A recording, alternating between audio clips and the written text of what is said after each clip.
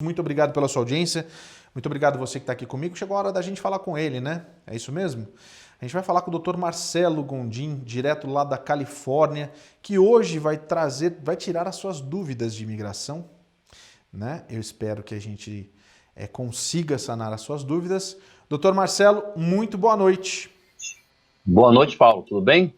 Tudo bem, e o senhor como o senhor? Ele vai me bater, mas vai ser já já. Aí vai ser já já que ele vai me bater e vai ser de uma vez só. Eu Doutor chego Marcelo, lá. seja muito bem-vindo, viu?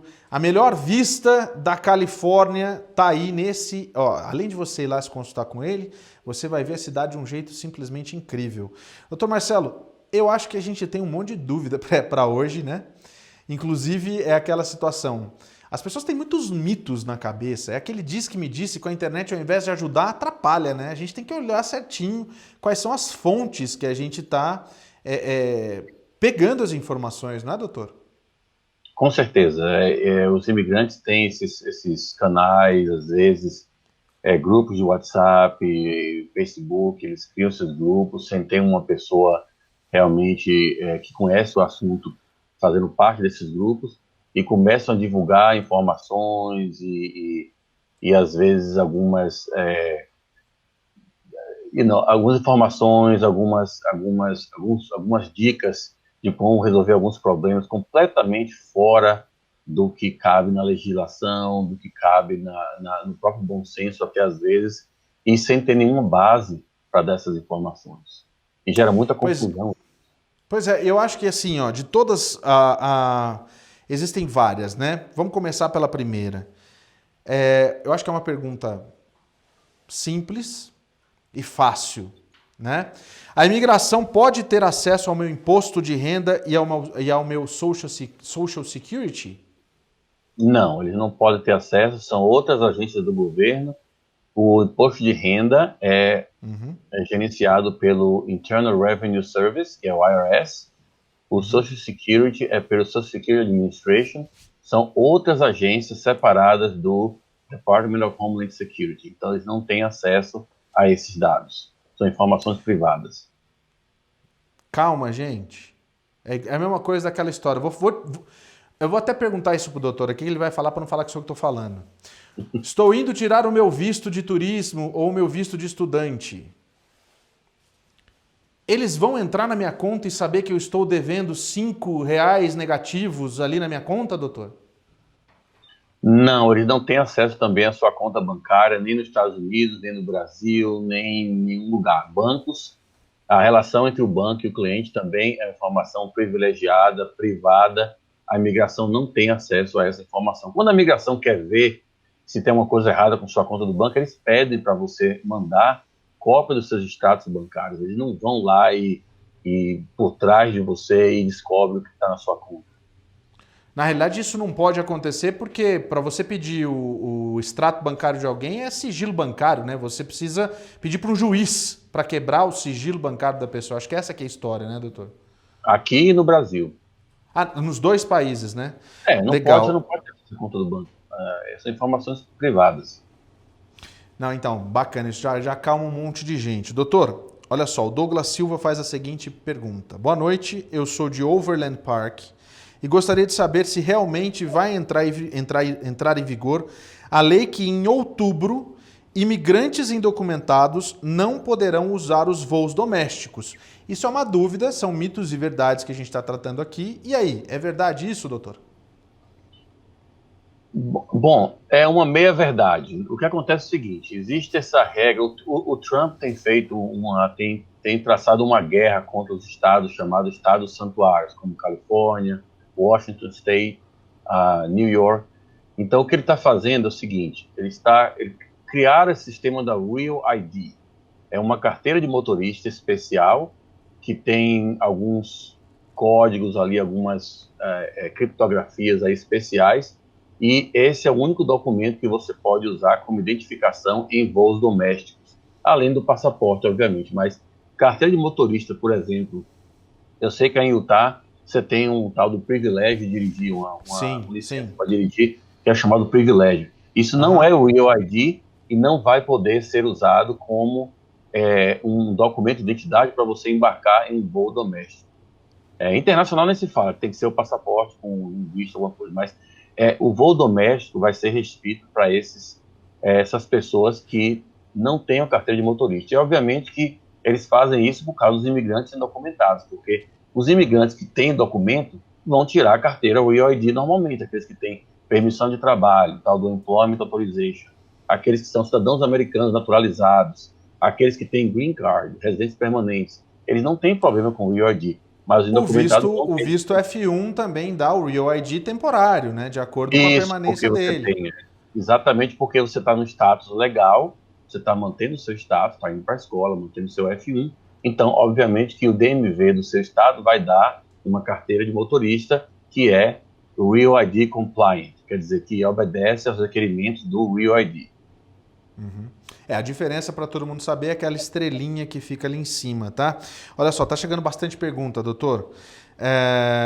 Bruna Benedetti, é verdade que não vamos poder usar as nossas carteiras de motoristas para viajar dentro do país? E ela diz o seguinte, porque quem chega aqui legalmente pelo sistema do Caicai, acabou o Caicai, amiga, só para te avisar, ganha alguns benefícios. E nós que estamos aqui há mais de 10 anos, que tem filhos, etc., não temos direito a nada.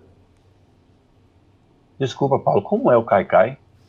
O Caicai é aquela história que você chega lá na fronteira, daí você é preso, aí depois você é liberado e espera o seu caso em liberdade aqui. Agora não tem mais, eles estão mandando todo mundo pro México, né?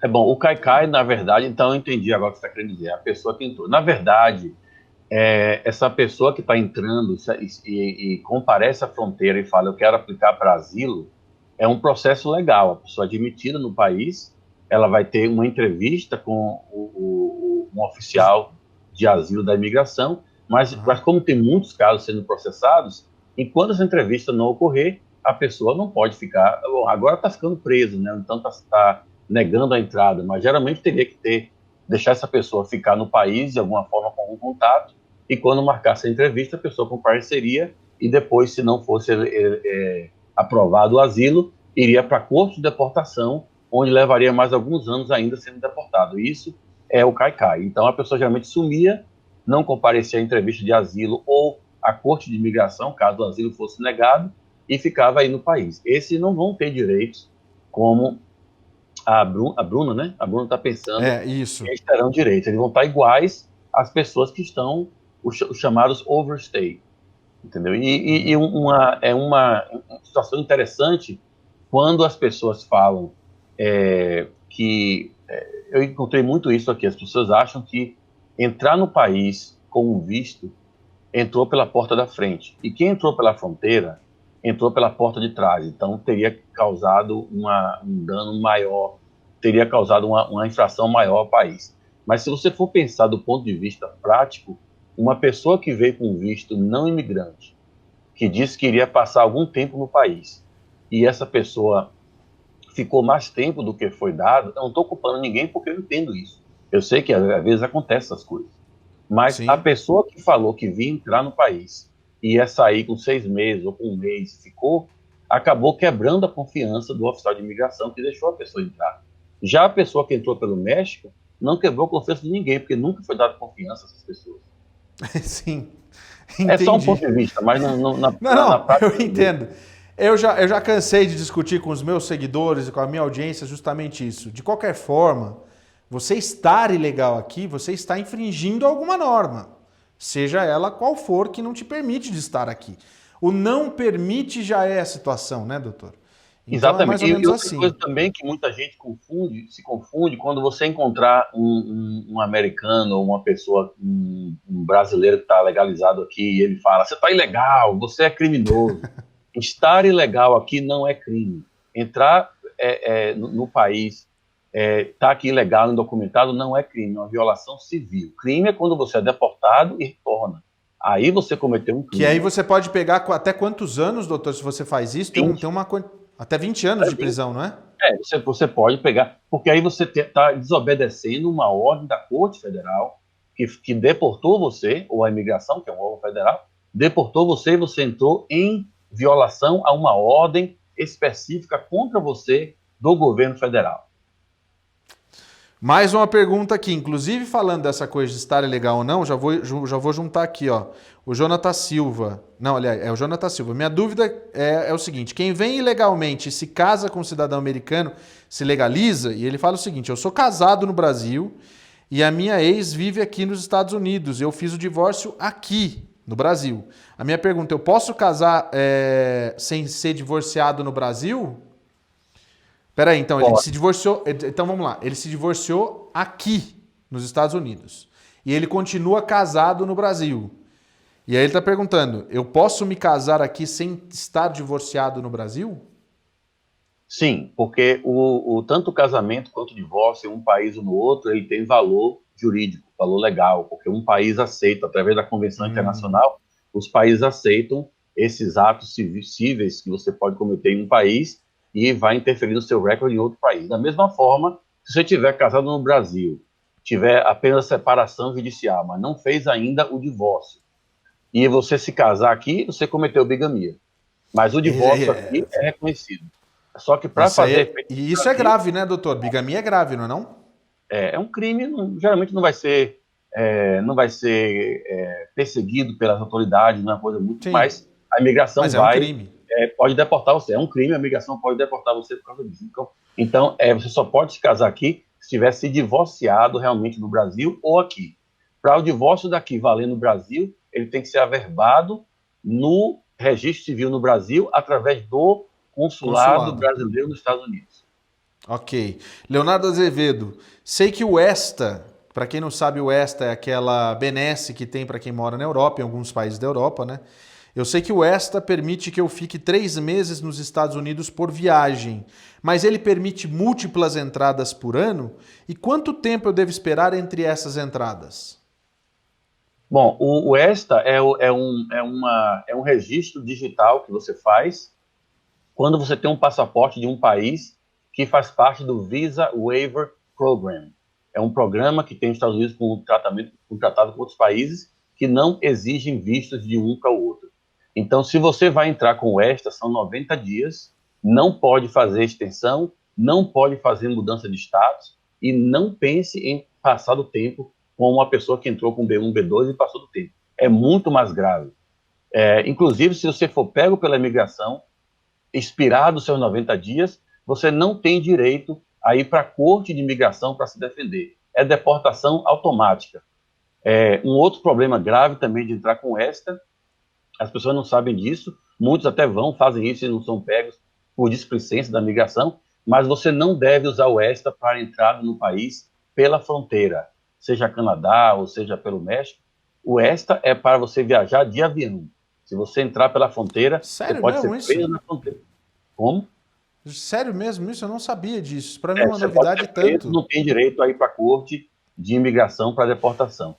Então vou trazer uma dúvida a mim, então, doutor. Desculpe te interromper, mas, por exemplo, aí essa pessoa veio com esta para cá. Ele pode ir ao Canadá e retornar, como se fosse uma viagem rapidinha para o Canadá. Ou não é permitido? Ele não deve usar o ESTA para atravessar a fronteira. Ele pode sair, mas ele deve voltar de avião. Ele não pode entrar, então, pela fronteira seca, né? No caso do México e no Canadá. Isso, ele deve tentar. Algumas vezes eles vão fazer isso aí, vão conseguir passar, porque o oficial da imigração é desinformado. Mas se o oficial for cumprir a lei, realmente ele pode ser deportado ali mesmo. Nossa, cara, olha só, eu fico feliz quando a gente tem esse tipo de informação, porque a gente só ajuda as pessoas que não sabem dessa situação. E, gente, presta atenção, isso não é terrorismo não, tá? Isso aí são os seus direitos e os seus deveres, que é isso que você precisa saber. Eu tenho mais uma pergunta aqui, doutor. Eu consigo... Deixa eu ver aqui. Não, a Elizabeth Cronenberger. Olá, moro em Orlando e estou com visto F2. Posso viajar de avião para Washington somente com a driver's license? Pode. Tenha boa viagem. Isso aí. Aproveite. Andrea Valeda Cosley. Quem recebe Social Security Disability e Permanent Resident pode se tornar cidadão americano? Pode. Na realidade, ela tem um green card, né? Ela tem um green card, mas ela tem... o Social Security Disability não é... O Social Security Disability, na verdade, é um programa que a pessoa pagou para ter isso. Você não vai ter um benefício que você não pagou.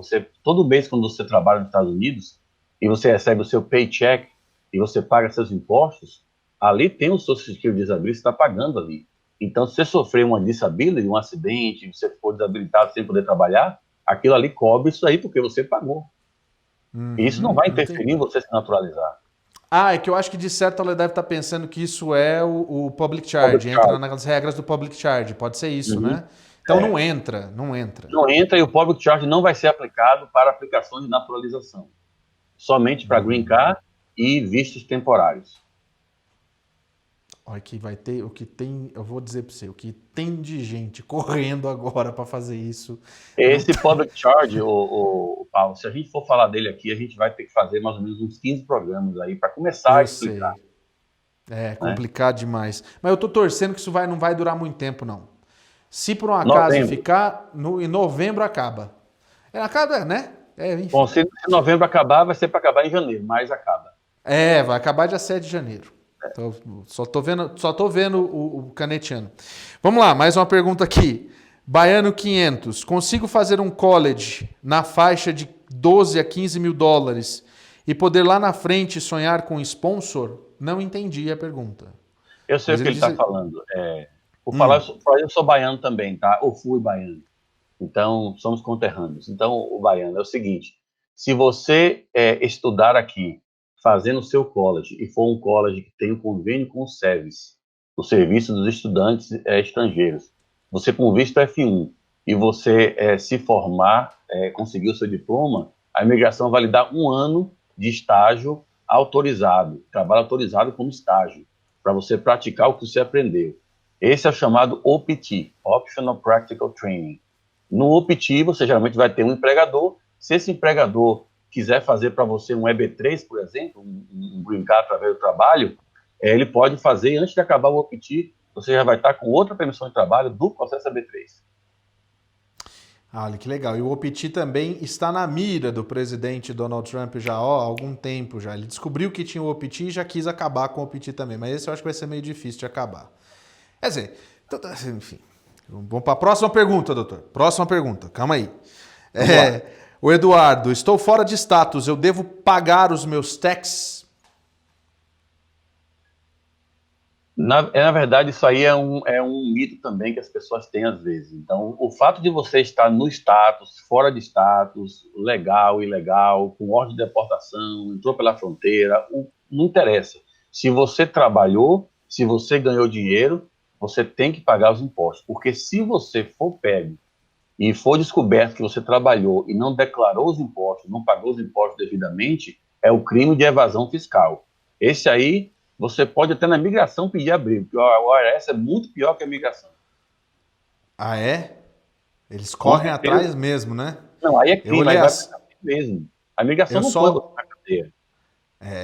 Não. Imigração te põe na cadeia, no centro de detenção, mas é uma outra Vai, cadeia né? essa, né? No USCIS não vai pôr você na cadeia, mas o IRS vai.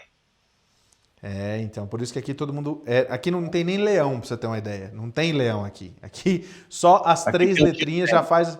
Tem o quê? O tio Sam. Exatamente. Né? É ele mesmo. É ele mesmo. Sei bem como é que é. Olha só. Paulo, desculpa, só para esclarecer mais a pergunta do seu ouvinte aí. Não somente você tem que pagar os Eduardo. impostos, como não se preocupe quem tiver, às vezes, fazendo um trabalho e tiver com medo que a imigração vai descobrir. Eu não estou querendo indiciar ninguém aqui, incitar ninguém aqui a trabalhar ilegal, não é isso. Mas se você trabalhou, pague seus impostos normalmente, porque a imigração também não tem acesso a seu imposto de renda, Social Security, conta bancária, ITIN, nada disso eles têm acesso. Que bom saber. Só que assim, gente, até eu queria deixar bem claro aqui numa situação que a gente teve na semana passada, quando a gente estava falando aqui no programa a respeito de uma série de coisas, né? E aí as pessoas começaram a interpretar que estávamos incentivando as pessoas a estarem aqui ilegalmente. Nunca faríamos isso aqui, muito menos, né, aquela situação de você dirigir sem a driver's license, que falaram, mas falaram lá então que se eu dirigir sem a driver's license é melhor. A gente colocou uma situação assim, é muito melhor você estar sem a driver's license do que estar com um documento fraudado roubado, que o crime é muito maior. Essa que foi a comparação. Eu quero deixar isso muito claro aqui. Ninguém incentiva a legalidade. Aliás, isso também é crime, né? Tem uns youtubers por aí que falam, vem pra cá, eu arrumo emprego pra você, eu aproveito também pra dar um quarto pra você aqui, você vai trabalhar e ganhar $10 o dia, vai fazer $100 o dia na construção. Tem um monte de youtuber que faz isso. Isso é crime, né, doutor? Isso é triste. Não precisa nem falar muito. É Nem triste. precisa falar muito. É triste. Ó, tem mais 3 perguntas aqui. Olha lá, atenção, vamos lá. O Marcos Leandro. Quem entra com status de turista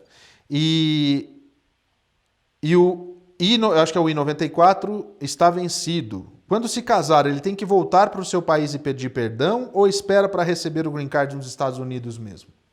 Depende da esposa. Eu não estou falando que é a esposa que vai decidir, não, tá? Depende de quem será a sua esposa, o estado da sua esposa. Se a sua esposa for uma cidadã americana, ou se você for um cidadão americano, né? Ou se for uma mulher que casou com um homem americano, o que for, ou se for um casal gay, não interessa. O esposo ou esposa, sendo americano, e você entrou normal no país, mas ficou fora de status, isso não interessa. Ficar um dia fora de status em 20 anos é a mesma coisa. Trabalho não autorizado é perdoado automaticamente, não tem problema. Agora, se você entrou pela fronteira ou você se casou com uma residente permanente, está fora de status, você tem que fazer um waiver. E o Obama criou um waiver especial chamado Provisional Waiver, onde você consegue o perdão antes mesmo de ir ao consulado buscar o seu visto e ser punido com castigo de 10 anos. Olha só, informação precisa, achei muito bacana isso daí, porque tem gente que acha que para tudo tem que pedir perdão. Não é assim, não. Calma, tá muito mais tranquilo assim. Por isso que, vamos colocar assim, eu tenho medo de usar umas palavras aqui, depois de tomar tiro lá fora, porque se qualquer coisa que você fala aqui, você sabe que eles usam contra você na internet. Não é que seja uma vantagem, mas o overstaying tem menos punição do que quem vem pela fronteira ilegalmente, quem cruza a fronteira. E por um outro lado, às vezes quando você cruza a fronteira, né, você já tem decidido a sua vida ali também. Porque eles podem falar, não, você não vai, não tem jeito, volta para o México, já faz a deportação sumária ali mesmo. Então, assim, não tem jeito. Mas, é claro, o overstaying você tem alguns... posso dizer, é um privilégio? É tipo um privilégio? Não é isso, né? Porque a lei de imigração prevê você fazer um ajuste de status através de uma aplicação de petição familiar, em 2 situações. Se o seu filho americano de 21 anos estiver aplicando para você e você entrou no país com visa, você foi admitido e inspecionado, ou se você casou-se com um cidadão americano ou cidadã americana e você também entrou no país com visa. Isso aí não é nem dizer que a punição é maior para quem entrou pela fronteira, é que a lei não tem autorização, não dá autorização à migração de ajustar o status de alguém que nunca teve status. Que não tem papel, né? É o mesmo caso do ESTA, por exemplo. O cara vem com ESTA, ele não pode se casar aqui e fazer ajuste de status.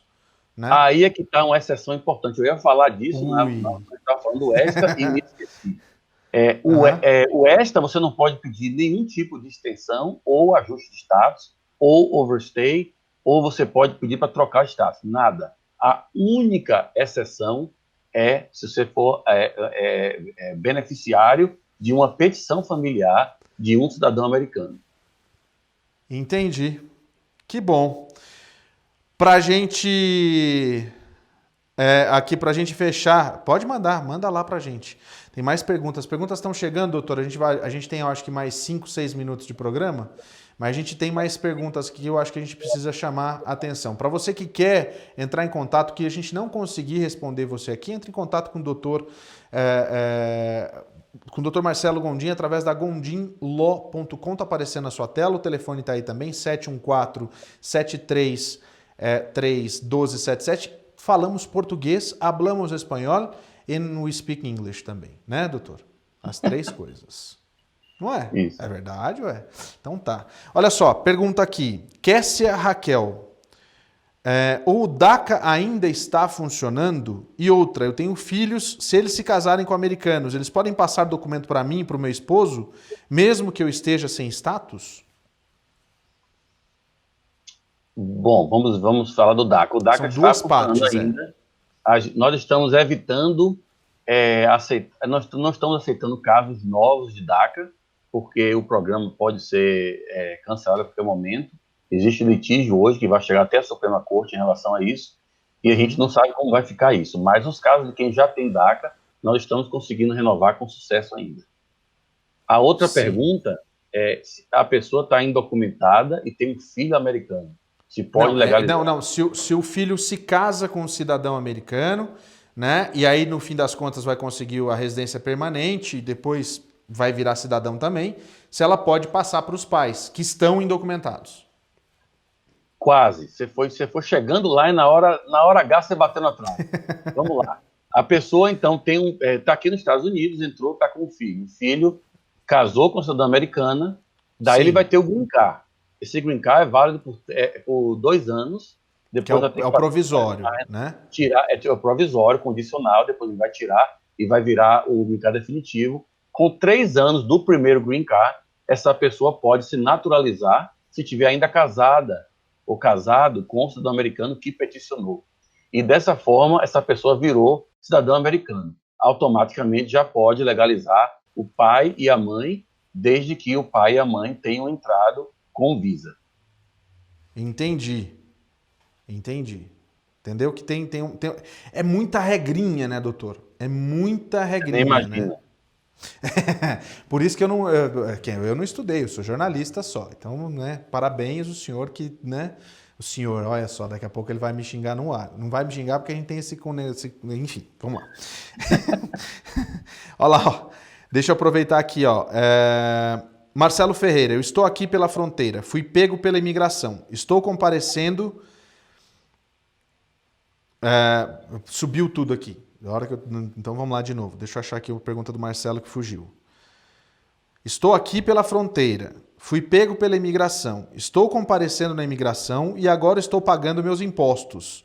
Isso me ajuda no caso de uma eventual corte, ainda sobre a questão dos impostos. E aí tem uma outra pergunta do Vinícius. O visto R1, R2 precisa declarar? Gente, presta atenção naquela dica que o doutor já deu. Fala aí, doutor. Bom, no caso do Marcelo Ferreira, que tá comparecendo à migração, normalmente ele tá seguindo a lei.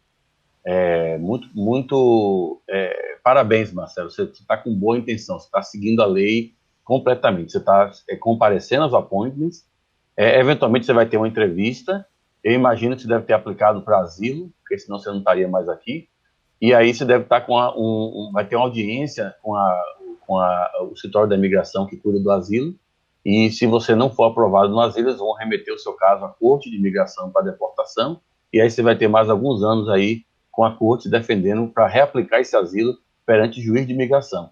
Isso quer dizer, o imposto de renda que você está pagando não é que você vá ter um benefício por estar pagando imposto.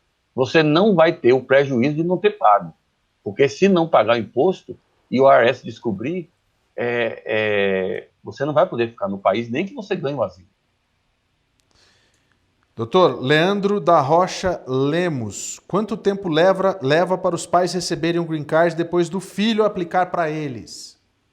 Tá, desculpa, antes tem o do R1, R2, né, que a gente esqueceu. O seu R1, R2. É aquela resposta, né? Imposto de renda tem que declarar. Se você recebeu o Mas dinheiro aqui, no R1, tem que R2 tem declarar, uma né? coisa bem importante.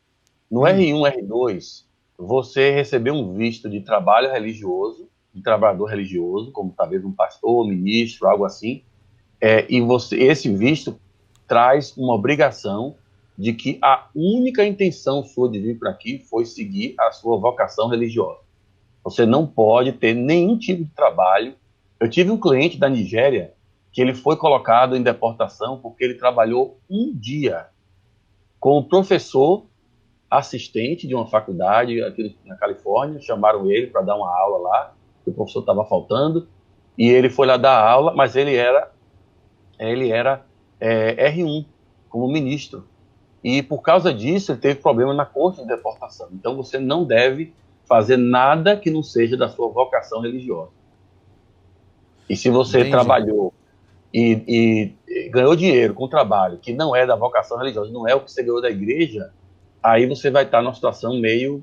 A imigração não vai descobrir isso, mas você vai estar já cometendo fraude, porque Você trabalhou, recebeu, vai ter que pagar o IRS, claro, porque você tem que pagar seus impostos, como todo mundo paga, mas tem esse problema de você estar violando o seu status R1. Qual foi a outra pergunta que a gente, então, colocou um hold por causa dessa, do R1? Agora eu me perdi aqui, tanto que eu tava falando cadê? Tava perguntando aqui, me cortaram e me mandaram aqui, cadê o cadê? Calma aí, doutor, que hoje, por incrível que pareça, a gente está com muita pergunta chegando. E as pessoas entenderam o recado. Toda quarta-feira a gente vai ter isso. Por isso que o que a gente não conseguir responder agora, a gente vai responder na próxima semana. Qual que é a pergunta, Lucas? Fala para mim aí. Quanto tempo leva para os pais receberem o green card depois do filho ficar para eles? Isso. Quanto tempo leva nesse processo aí que a gente perguntou e o senhor não respondeu? Bom, considerando que o filho que vai aplicar para os pais já recebeu a cidadania, já jurou a bandeira, já virou cidadão americano, depende de onde os pais estão situados. Se eles estiverem nos Estados Unidos, o processo está sendo bem rápido agora, o processo de família, quando o cidadão americano está pedindo. Então, eu acredito que leva em torno de 6 meses, pode ter uma variação de acordo com a área do país onde você vai morar e vai estar pedindo os seus pais, mas deve levar aproximadamente uns 6 meses, com alguma variação. Se os seus pais, ou seu pai e a mãe, estiverem fora dos Estados Unidos, você pode aplicar com o processo consular, aí eu diria que vai levar em torno de 1 ano. Casarem com americanos, eu sou casado com uma americana, meu processo será mais rápido? A pessoa... Eu não entendi a pergunta. A pessoa casou com um americano? Então tá, nesse processo dos pais passarem para os filhos, né? Então, por exemplo, se os meus pais, se minha mãe, por exemplo, casa com um americano, né? E eu sou casado já com uma americana, mas eu não apliquei.